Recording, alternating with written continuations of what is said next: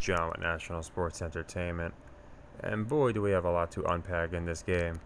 So, I don't do a lot, I do recaps in my videos. I used to do a lot more of them. I think that people like them for the most part. I would generally just go into the game and things I had noticed, and lately I just kind of go into results, which is fine. Obviously we didn't get this one, but this game, boy, I've seen some. If you watch my Colorado State video, I had gone into how it was the most blatantly scripted game I had ever seen. A few people presented compelling counter arguments, such as Brady coming back and beating the Falcons and some other games. So, or even last year's Super Bowl with Mahomes and his fake ankle injury. But I now have Exhibit B for anybody that contested my stance on the Colorado CSU game. To me, this one takes the cake. It takes the cake for a simple reason. They literally ran the exact same script down to the exact finish. So we have the only difference with Colorado. I did think once the cover was obviously blown, I still thought they were going to have Colorado do their, as they call it, the Brady drill for Sanders. But if you think about it, overtime was so obvious when, again, they kept the score just there. So if you look at Colorado State, Colorado State was beating them pretty bad the whole game, and at the very end, or they weren't beating them pretty bad, but they were up by, I think they were up by 2 scores, not that much time left, and they were just, Colorado couldn't do anything. Then suddenly they get it going, and then Colorado State made a very questionable punt.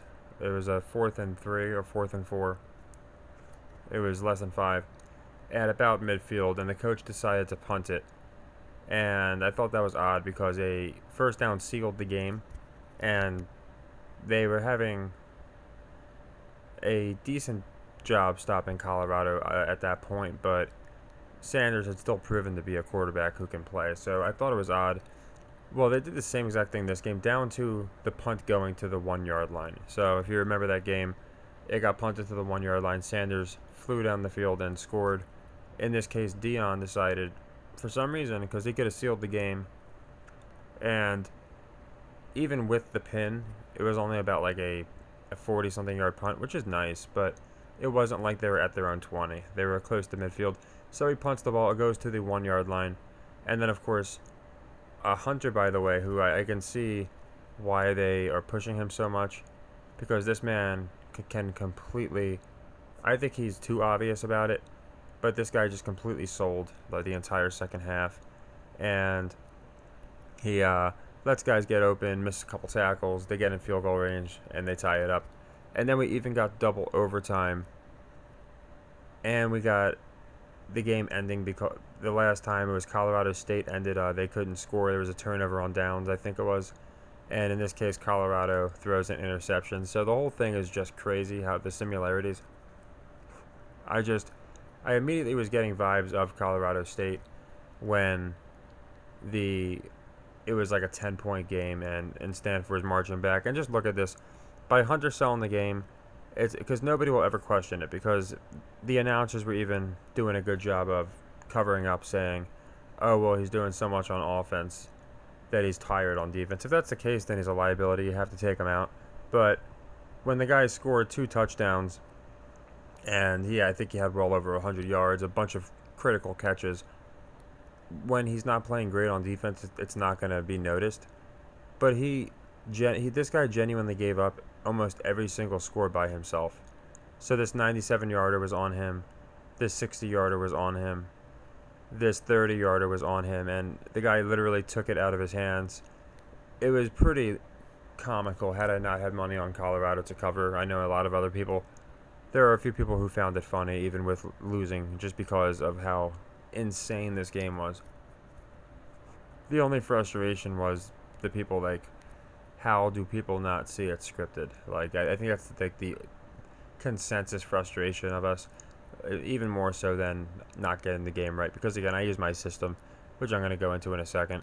So right now we're 1 out of we have 4 leg threes for the weekend. I thought we were cruising to a 2-0, but Friday the 13th got me, and I put this out in my Discord. I was being serious as a heart attack. I even said it in my last video. I am very lucky. The one day I'm very lucky on Friday the 13th. What I didn't take into account is when midnight struck, and I don't think it's a coincidence. I believe in the gambling gods, but even if you believe in some other kind of entity, midnight struck and Friday the 13th was behind us, and my typical luck took over.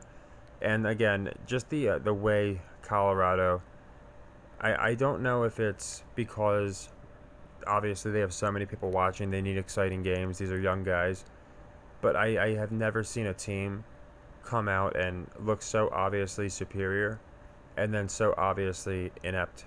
It really, they're an outlier because they do it a lot. You know, they do it with the Chiefs. They just did it with the Cowboys.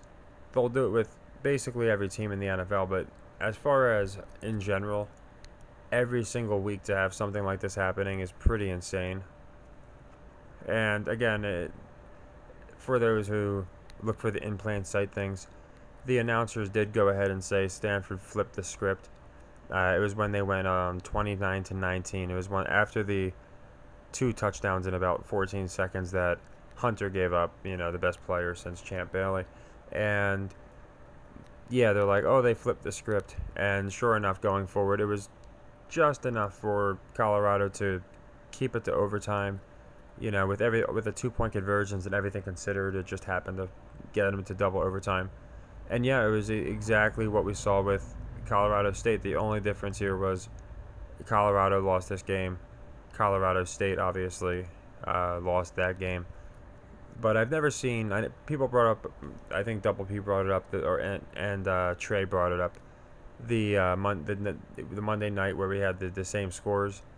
Baker was like 19-6 or something for the Rams, whoever he played, and then the Bucks were also 19-6, and then Baker went to the Bucks. Interesting, but this is just a few weeks removed, and we literally have the same thing. I think it's gonna really help us. Again, doesn't mean we're gonna win every one, but going forward, I genuinely believe almost all of Colorado's games, they're gonna be like the Vikings. I feel like almost all of their games are gonna be close. I thought they were planting the seeds so they could actually grow when Dion said, you know, we've yet to have a full effort from the team. And obviously in this case it was the defense that let them down, again, specifically Hunter, real or fake. And again, I don't know how anybody could even with a straight face say this game was not fake, but Hunter is just a complete liability. So I'm curious how they're going to spin that, if they're going to say, you know, oh, he's too tired playing both sides of the ball, he's got to play one, because this guy was being considered for Heisman, and again, he did the same thing against, this just shows how they'll just push random people and everybody will get behind it, because against Colorado State, Hunter gave up like 150 yards to Horton, who is a good receiver, but he was not very good last year. He hasn't gone nuts in games this year. I think his best game was against Hunter, and the guy scored like 2 touchdowns. So, like, Hunter is either just really bad or, more likely, he's scoring. It's like when a guy drops 50 points, but then on defense he's allowing players to score, you know, right on. It's like Dame dropping 40, but then gets 50 dropped on him. It's a net negative. You know, they make the same argument with Luka, who also blows a lot of covers. You know, you get a ton of points, but you're playing horrible defense.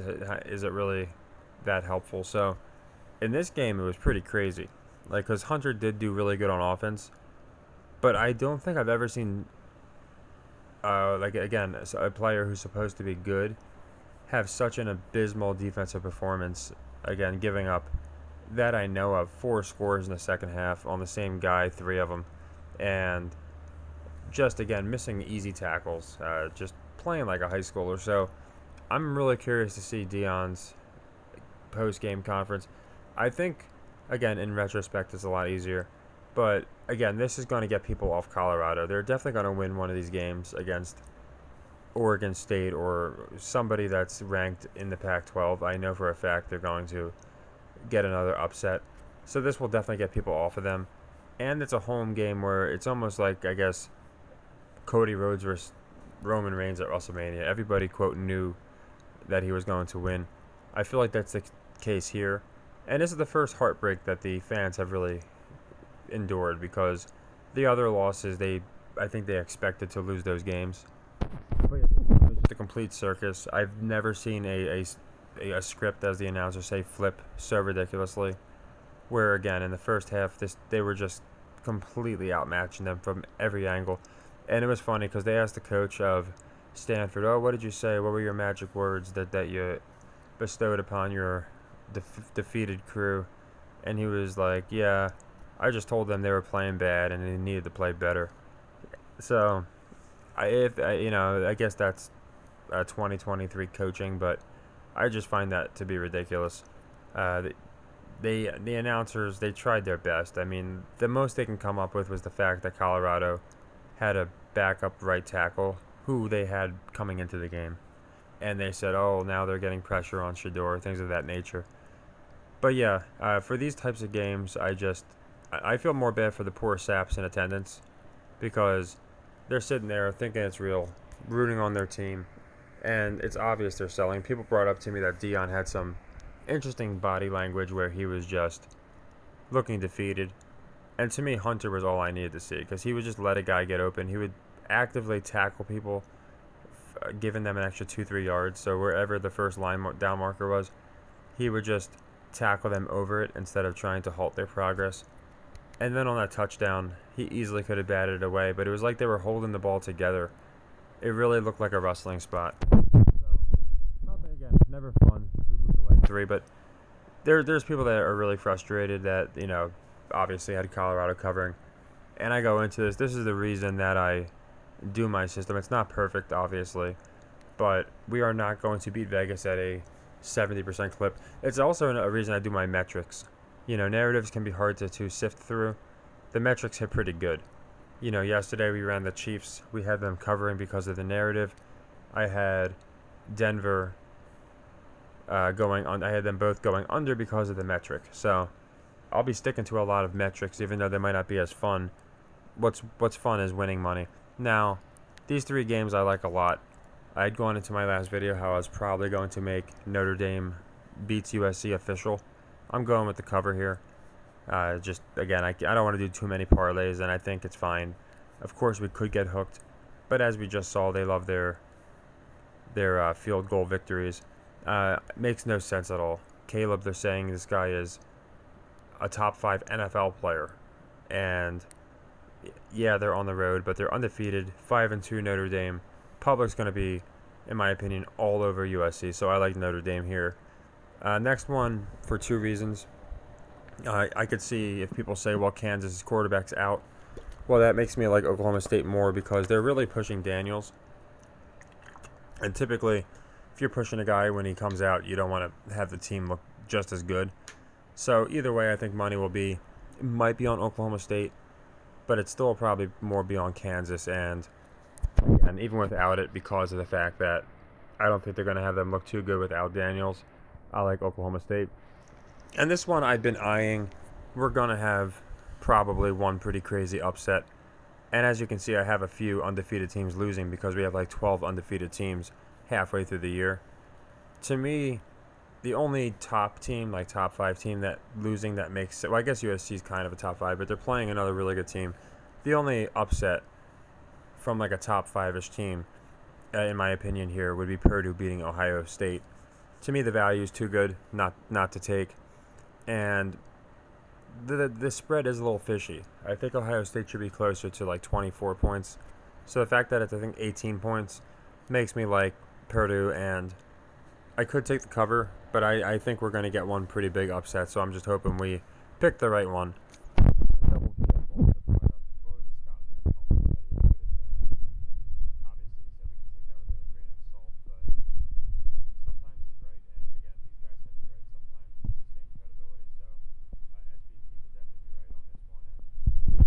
Then it makes them look like, hey, ESPN's got some credibility. Scott Van Pelt had a good pick. But I think it's a good upset value one. I don't see the other ones happening. First off, these 34-pointers like Georgia, you're not going to get an upset. But I do think they also kind of planted the seeds last week with Maryland and Ohio State. So I could definitely see Purdue doing it. Also, keep this in mind. Say Purdue goes up early and it becomes even odds. You have a guaranteed hedge. So obviously, like, those are the things I can't point out live. It sucks because like this Colorado game, I didn't have the I had the result wrong, of course, but some of these things, I was saying I wish I could bet on a punt going to the 1 yard line because like these things were so obvious. Like it was the same exact script as Colorado State, basically from the third quarter on, and it finished basically again the exact same way, only with Colorado losing this one. But Purdue, I think almost it's about 8-1. So my book was 780, but it depends on what line you're getting. You might get a little better than 8-1, and I think it's definitely worth a shot. Uh, I'll just ride it out probably, but a lot of times, if they go up by 2 scores or something like that, or it's late in the game and it's close, you have some great hedge value. And yeah, the other two, I think I like them both. I thought about parlaying them, but they're both tough games by themselves, so I thought parlaying would not be the smartest idea. And I had already gone into all my other picks. So as I said, we're 1-1 on leg threes for the weekend. I'd be happy with a split, which is 2 of 4, but hopefully we go 3 of 4. And Vandy going under that's a metric play, so I trust that more than the narratives. Although I think for the most part I'm over the target with narratives. As you can see, sometimes you just can't foresee. If anyone said they would have foreseen this exact result, maybe Stanford winning, but this exact result or anything like it, again, they're either psychic or lying, because I didn't think they'd run the exact same script a couple weeks apart. But the Vandy under, they've gone over every game this year. I think people are going to take the over in that game, and that would move us to 2 out of 3 on leg threes, which is good. And then these leg twos are going to really come into play. Again, Pitt beats Louisville is a big one because it's a 4-unit profit on the net, so it basically completely negates the Colorado loss. So that's why I made Pitt a leg 2. If we split that or Miami, again, split our leg threes. That's really all we can hope for, and that's why I run this system, because I understand it's incredibly frustrating if you're picking games straight up and you're gonna have to win at a 65% something clip to beat the juice. So that's why I do that. So I think USC is going to lose. I just think the line's fishy. And yeah, I like Oklahoma State to beat Kansas. But yeah, let me know what you think about this game. Whatever you noticed, let me know, because to me it was just a complete. I've seen wrestlers work together without making it so obvious, as specifically Hunter, just because I don't know the reason. Maybe they thought because he did so good on offense, he'd be a good guy to exploit on defense. But it was just so bad. And, of course, people are going to blame the referees because there was like 28 penalties on Colorado for like 200 yards. Many important penalties. But at the end of the day, it takes more than 2 to tango. It takes a bunch to tango in this case. And Colorado was definitely selling. Again, up 29-0. You can almost just run every single play. Now, as bad as their defense was, that might not have been the case. But they were getting first downs. So a lot of the 3-and-outs were definitely avoidable. And then they had a 4th-and-1. They punted it, and then they went for it on 4th-and-4 with a weird passing play. They had 2 yards to go, second down, and they decided to do passes instead of just doing like a quarterback sneak a couple times. Again, after watching Philly, you'd think just coaches that knew what they were doing would run those plays. So when you see those things start to happen, the game does kind of unfold. I said before, it's getting to a point where I really want to find a way to just, not all, for important games, do them live. Because I feel like the only thing doing it live, the only thing that it gives us is information. Like, there's no downside to it. I guess you can get like a really quick score or something and it can flip the odds, but really watching these games live, especially these circus games that we're going to get with Colorado, some of these crazy primetime games, I think it's definitely, even if you take the adjusted cover. Now, for my metric plays, I'm not going to be doing that because, again, I think you'd be shocked at how good it works out, especially in the long term, between hockey, college basketball, college football, NFL. We've done really good just picking teams that suck against the spread, fading teams that are good against the spread. Ironically, this game, Stanford isn't terrible against the spread, but they were 2-3 coming into the game. Colorado is 3-2, so it's not a metric play. If they were 1-4 or something, I would have been a little more hesitant on Colorado. But again, I went with the narrative. But yeah, so sticking to the metrics is, and just the discipline of the money management. Again, this is the type of game that makes people want to say, you know what, that's it, 8 units on whoever, 8 units on the Vanderbilt under. Let's make that a leg 4. And I just don't do that. I cut it off after 3. Yes, a 7-unit loss is